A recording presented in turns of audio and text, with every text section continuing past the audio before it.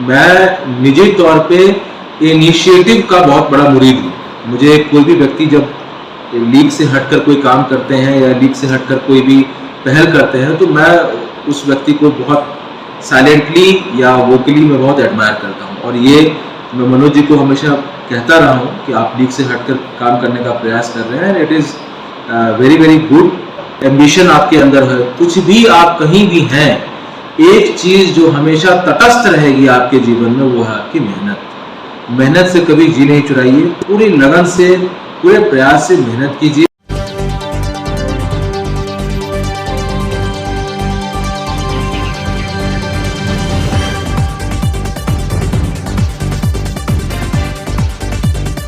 नमस्कार, बिहार मिथिला न्यूज में आपका स्वागत है। मैं हूं तलत परवीन।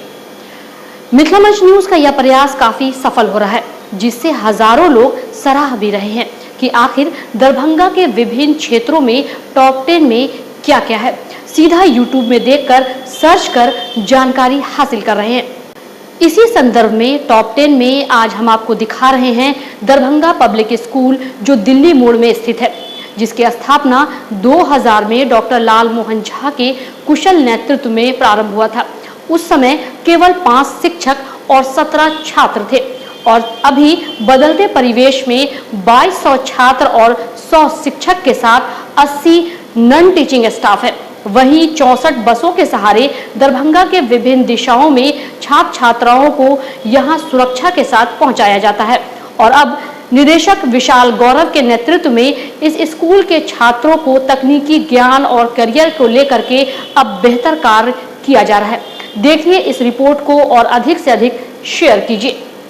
दरभंगा पब्लिक स्कूल दिल्ली मोड़, इसकी स्थापना सन 2000 ईस्वी में हुई थी, जनवरी के महीने में। इसके जो फाउंडर हैं उनका नाम है डॉक्टर लाल मोहन झा, जो कि मिथिला यूनिवर्सिटी में पहले डीन रह चुके हैं, सीएम साइंस कॉलेज के प्रिंसिपल रह चुके हैं और WIT नाम के जो इंजीनियरिंग कॉलेज है उसके डायरेक्टर रह चुके हैं। इन्होंने ही सन 2000 में इस स्कूल की स्थापना की। स्कूल की स्थापना के समय जो मुख्य उद्देश्य था वो था कि एक ऑलराउंड डेवलपमेंट के लिए एक स्कूल की स्थापना की जाए। एक ऐसा है स्कूल जहाँ की स्कॉलिस्टिक और को स्कॉलिस्टिक यानी जो एकेडमिक नीड्स है बच्चों की, उनको भी पूरा किया जाए और जो उसकी को करिकुलर एक्टिविटीज़ की नीड्स हैं उनको भी पूरा किया जाए। और साथ में एक ऐसे व्यक्तित्व का निर्माण किया जाए जो कि सामाजिक और आर्थिक दोनों ही रूप से आने वाले समय के लिए तैयार हो। स्कूल की स्थापना के समय हमारे यहाँ एक प्रिंसिपल थे, 5 शिक्षक थे और 17 स्टूडेंट्स थे, यानी 17 विद्यार्थियों के साथ स्कूल की स्थापना हुई थी। अभी कुल मिलाकर हमारे यहाँ करीब 2200 छात्र छात्रा हैं और ये स्कूल नर्सरी से लेकर 12वीं तक का है। और यहाँ पर जो शिक्षकों की संख्या है वो लगभग 100 के आसपास है, 95 और 100 के बीच में है। और जो चूँकि हम लोगों का ट्रांसपोर्ट सिस्टम काफ़ी बड़ा और बृहद है, इसलिए हम लोगों के यहाँ नॉन टीचिंग स्टाफ जो होता है उसकी संख्या भी बहुत अधिक है। जैसे 32 टोटल हमारे पास व्हीकल्स हैं, तो हर एक व्हीकल में एक ड्राइवर होगा और 4 ड्राइवर हम लोग एक्स्ट्रा रखते हैं प्लस जो कंडक्टर है। तो कुल मिलाकर जो नॉन टीचिंग स्टाफ है उसकी संख्या 75 से 80 के बीच में है, यानी 180 टोटल हम लोगों के यहाँ स्टाफ है।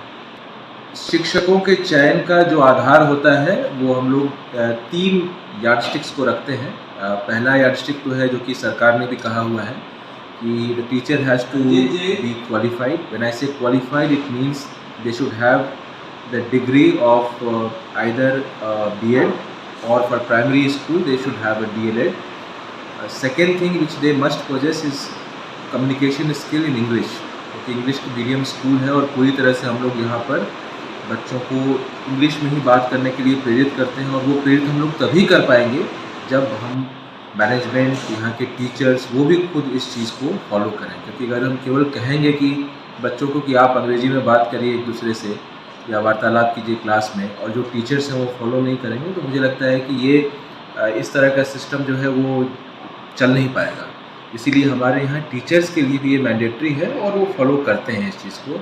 इसीलिए रिक्रूटमेंट के टाइम में ही we are very careful that the person who we are recruiting he और she should be well conversant with English communication. और जो तीसरी चीज़ हम लोग हमेशा ध्यान रखते हैं वो रखते हैं कि जो स्किल्स हैं वो स्किल्स का भी ध्यान रखना चाहिए, क्योंकि हो सकता है कई बार ऐसा भी होता है कि हम लोगों ने जैसे इंटरव्यू में देखा है कि क्वालिफाइड भी होते हैं टीचर्स, नॉलेजेबल भी होते हैं टीचर्स, लेकिन जब कम्युनिकेशन स्किल्स की बात आती है या क्लास मैनेजमेंट स्किल्स की बात आती है या बच्चों के साथ डीलिंग की बात आती है तो वो हुनर उनमें कहीं ना कहीं की कमी रहती है।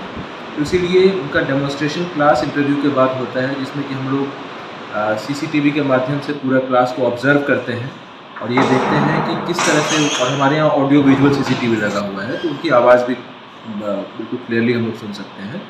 तो ये देखते हैं कि किस तरह से वो पढ़ा रहे हैं, किस तरह से इंगेज कर रहे हैं बच्चों को, इंटरैक्टिव कितना क्लास को बना रहे हैं, बच्चों के प्रश्नों का कैसे जवाब दे रहे हैं।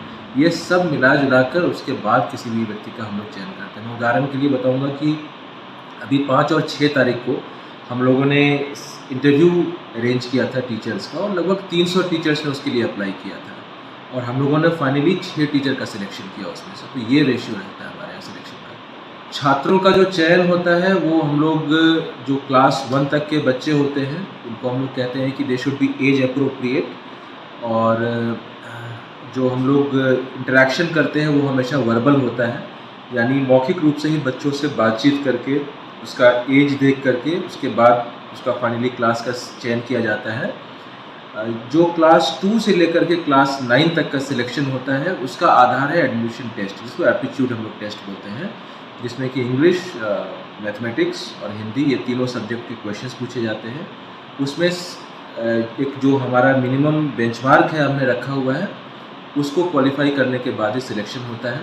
क्लास 10th और क्लास 12th में डायरेक्ट एडमिशन की प्रक्रिया है ही नहीं हमारे यहाँ, और क्लास 11th में जो सिलेक्शन का प्रोसेस होता है वो क्लास 10th का जो उनका बोर्ड मार्क्स है उसमें हम लोग एक कट ऑफ रखते हैं, उसके आधार पर होता है। 2022-23 का जो नामांकन है वो हम लोग आज 31 मार्च का दिन है, तो मुझे लगता है कि ये लगभग करीब समाप्त हो चुका है। मेरे यहाँ जितने भी क्लास में जितनी भी सीटें थी वो करीब मुझे लगता है कि 95% सीटें भर चुकी हैं, और ये मैक्सिमम हम लोग 10 अप्रैल तक इसको एक्सटेंड करेंगे। 10 अप्रैल के बाद ऐसे भी हम लोग नामांकन नहीं करते हैं। और जो सेक्शंस होते हैं, 4 सेक्शन हमारे यहाँ हर क्लास में है। तो जैसे मान लीजिए कि क्लास 3 है, ABCD सेक्शन है, वही बच्चे क्लास 4 में ABCD में जाते हैं। जो 5-6 बच्चे अलग अलग कारणों से छोड़ देते हैं स्कूल, जिसका कारण नॉर्मली हमने देखा है कि जो पेरेंट्स हैं उनका दरभंगा से कहीं ट्रांसफ़र हो गया, तो बस वही हमारे पास नए एडमिशन के लिए सीटें होती हैं और केवल उसी के लिए हमारे यहाँ सिलेक्शन होता है। छोटे बच्चों के लिए जो व्यवस्था है, एक तो हम लोगों के यहाँ क्लास 2 तक मदर टीचर कॉन्सेप्ट है। मदर टीचर कॉन्सेप्ट का मतलब कि जैसा आपको नाम से ही समझ में आएगा कि the teacher has to play a dual role. The teacher has to play the role of a teacher, but before that the teacher has to be like a mother, यानी वो एक केयरिंग एटीट्यूड होना चाहिए बच्चे का। बहुत सारी बातें छोटे बच्चे अपने मुंह से बता नहीं पाते हैं। ऐसे भी बच्चे होते हैं जो पहली बार स्कूल में दाखिला लेते हैं और उनके पास ये पहला एक्सपोजर होता है, जबकि वो अपने घर से बाहर कहीं निकल रहे हैं। उससे पहले हमेशा या तो वो घर पे रहे या किसी सगे संबंधी के साथ रहें। तो इस बात का हम लोग बहुत ख्याल रखते हैं कि जो बच्चा अपने घर से पहली बार निकल के आ रहा है, बहुत सारी ऐसी बातों को भी हमें सुनना है जो उसने कहा नहीं, और बहुत सारी ऐसी बातों को हमें देखना है जो प्रत्यक्ष रूप से नहीं दिख रही है। इस बात का खास तौर पे ख्याल रखते हैं। आप एग्जाम्पल दे रहे हैं कि मान लीजिए कोई ऑफिसर है, गवर्नमेंट ऑफिसर है, या फिर मान लीजिए कोई व्यक्ति जो है वो इंडियन आर्मी में है या एयरफोर्स के बहुत सारे बच्चे हमारे यहाँ पढ़ रहे हैं। उनका अगर मान लीजिए सेशन के बीच में ही कहीं पेरेंट्स का तबादला हो जाता है, उस केस में हम लोग स्टडी इन करके एक सर्टिफिकेट रिलीज़ करते हैं ट्रांसफ़र, जिसमें कि ये नहीं लिखा होता है कि उसने क्लास को पास कर लिया। ये लिखा होता है कि अभी वर्तमान में ये बच्चा इस क्लास में है, और उसके आधार पे जिस भी शहर में वो जाते हैं उसमें सेम क्लास में एडमिशन किया जा सकता है। वर्तमान में हमारा मुख्य उद्देश्य ये है कि जो इस बहुत ही बड़ी संकट से पूरा विश्व निकल कर आया है, जो कोविड संकट आप कह सकते हैं 2 साल तक, ये 31 मार्च है। आप याद कीजिए, शायद आज से कुल मिलाकर 24 महीने और 15 दिन करीब बीत चुके हैं इस बात को, जबकि कोविड ने पहली बार उस हद तक स्ट्राइक किया था कि हमें लॉकडाउन करना पड़ा। और जो लर्निंग लॉस हुआ है बच्चों का, वो बहुत ही अलार्मिंग है। अलार्मिंग इन द सेंस कि समझिए कि जिन बच्चों ने ऑफलाइन क्लास नहीं किया, और ऐसे बहुत सारे बच्चे हैं, केवल हमारे स्कूल के नहीं, क्योंकि ख़ास तौर पे जब मैं न्यू एडमिशन्स में बच्चों का टेस्ट ले रहा हूँ तो जो क्लास 4 में मैं एडमिशन टेस्ट लेता हूँ उसमें कई दफ़ा मैं देखता हूँ कि वो क्लास 1 के लेवल का बच्चा नहीं है। और ये उस बच्चे की गलती नहीं है, ये परिस्थितियाँ कुछ ऐसी हुई कि बच्चे जो क्लास 2 में थे और 2 साल के बाद वो क्लास 4 में जाने वाले हैं, वो अब जो जिस लेवल पर उन्होंने छोड़ा था पढ़ाई या जिस लेवल पर वो स्कूल जाना उनका छूट गया था, वो वहीं के वहीं हैं या उससे बहुत नीचे आ गए। तो पहले जो हमने स्टेप लिया है अपने स्टूडेंट्स के लिए यहाँ पर, वो लिया है कि covering up that learning loss. अब ये होगा कैसे? तो इसके 2-3 ऑनलाइन शिक्षा को मैं ऑफलाइन का विकल्प तो नहीं मानता हूँ कि पूरी तरह से विकल्प है ऑफलाइन शिक्षा का, क्योंकि ऑफलाइन में बहुत सारी ऐसी चीज़ें हैं जो कि ऑनलाइन में हम लोग चाह के भी नहीं कर सकते हैं। देखिए, पासिंग परसेंटेज तो 100% है, both in class 10th and class 12। However जो अगर आप रिज़ल्ट की बात करें तो लगभग पिछले साल का अगर मैं एग्जांपल आपको बताऊं तो 23% स्टूडेंट्स थे जिनका जो मार्क्स था वो 90% से अधिक था, और लगभग 16% ऐसे स्टूडेंट थे जिनका मार्क्स 95% से अधिक था। ये एक पहलू है। दूसरा है कि इस साल जो एग्जामिनेशन हुआ है, the CBSE has divided the entire examination into 2 parts, one is term 1 and term 2। So to give you an example, term 1 results are already out, and one of the students has done exceptionally well. She has got 100%, which is phenomenal. Shruti Jha in class 10, she has got 100 out of 100 in all 5 subjects that she had taken, which is English, Sanskrit, mathematics, science and social science. So that is a phenomenal result. And in class 12th, if I have to quote, then we are specifically having exceptionally good result in commerce. पिछले 4 साल से जो district के topper हैं वो हमारे school के हैं, और अदरवाइज भी जो कॉमर्स का रिजल्ट हो रहा है वो फेनोमेनल हो रहा है। यानी कि केवल टॉपर बन जाना तो एक चीज़ है, जो ओवरऑल रिजल्ट रह रहा है वो अगर मैं उसका मीडियन निकालूँ तो वो 85% से प्लस जाना है। नहीं, एवरेज मार्क्स जो आ रहा है वो 85% से प्लस जा रहा है। So special mention of all the commerce teachers and that this kind of result has been produced year after year। Transport facility हम लोगों का, मुझे लगता है कि अगर मैं सबसे लंबी दूरी की जो हमारी बस चलती है उसकी बात करूँ तो इट इज़ 35 किलोमीटर्स, 35 किलोमीटर से आती है। मैं जस्ट आपको अलग अलग दिशाओं में बताता हूँ कहाँ तक जाती है गाड़ियाँ। तो हमारी जो बसें हैं वो, अगर मैं उत्तर दिशा की बात करूँ तो कमतौल जाती है, और अगर मैं उत्तर पूर्व की बात करूं तो वो आपको क्योटी तक जाती है और मुड़िया तक जाती है, तारसराय जाती है। अगर मैं पश्चिम दिशा की बात करूं तो हमारी जो गाड़ियां हैं वो सिमरी, बसतवाड़ा, सिंगवाड़ा तक जाती है। अगर मैं आपको जो यहाँ से जहाँ मैं बैठा हूँ वहाँ से मैं अगर मैं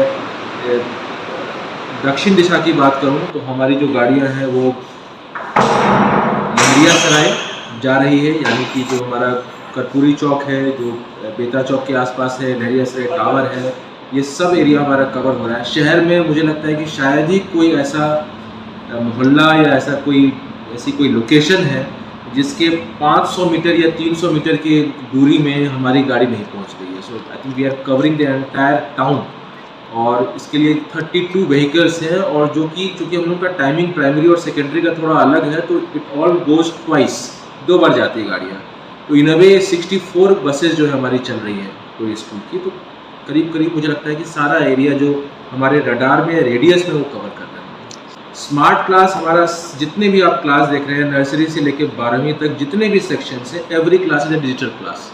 डिजिटल क्लास जो है उसका मतलब ये होता है कि आपका जो ट्रेडिशनल हम लोगों का ब्लैक बोर्ड था, फिर उसके बाद हम लोगों का ग्रीन बोर्ड या वाइट बोर्ड से अब काम होता है, लेकिन उसके साथ साथ एक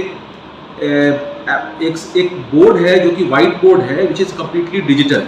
और उस डिजिटल वाइट बोर्ड में आपका जो भी किताबें हैं, किताबों के अंदर जितने भी चैप्टर्स हैं, वो सारे के सारे ऑडियो विजुअल फॉर्मेट में उसके अंदर स्टोर्ड हैं।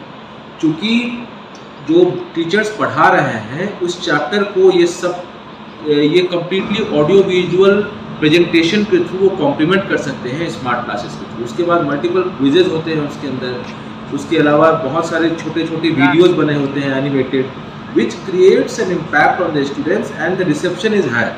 जो बच्चों की ग्रास्प करने की क्षमता होती है, वो जो एक टीचर जो कह रहे हैं ऑडियो केवल, और एक जो ऑडियो विजुअल को साथ साथ कॉम्प्लीमेंट करते हुए देख रहे हैं, तो it does two things. One, the reception increases of the child, and second, the engagement increases. जो बच्चे हैं वो बहुत इंगेज हो पा रहे हैं। और एक जो तीसरी चीज़ है जो बड़ी जिसका हम लोगों ने प्लान नहीं किया था लेकिन वो हो रही है, वो है कि देखिए होता क्या है कि किसी भी दिन, और ये challenge across all the schools है पूरे इंडिया में, किसी भी दिन ऐसा नहीं हो सकता है कि स्कूल में 100% टीचर्स प्रेजेंट हो। आमतौर पे आप एवरेज निकालेंगे तो 5 से लेकर के और 20% टीचर्स एब्सेंट होते हैं।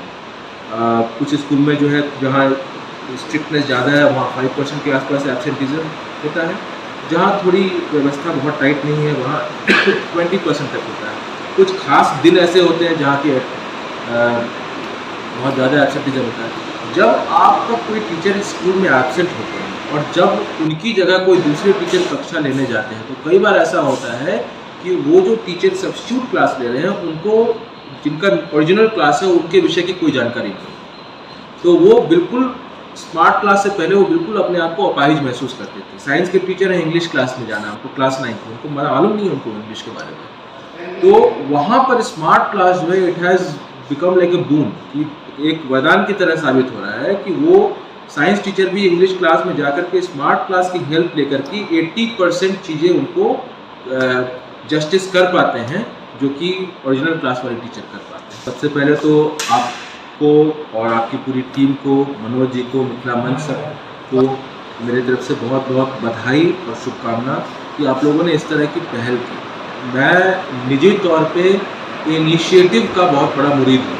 मुझे कोई भी व्यक्ति जब लीग से हटकर कोई काम करते हैं या लीग से हटकर कोई भी पहल करते हैं तो मैं उस व्यक्ति को बहुत साइलेंटली या वोकली मैं बहुत एडमायर करता हूँ। और ये मैं मनोज जी को हमेशा कहता रहूँ कि आप लीग से हटकर काम करने का प्रयास कर रहे हैं। It is very very good, is admirable, बहुत प्रशंसनीय चीज़ है।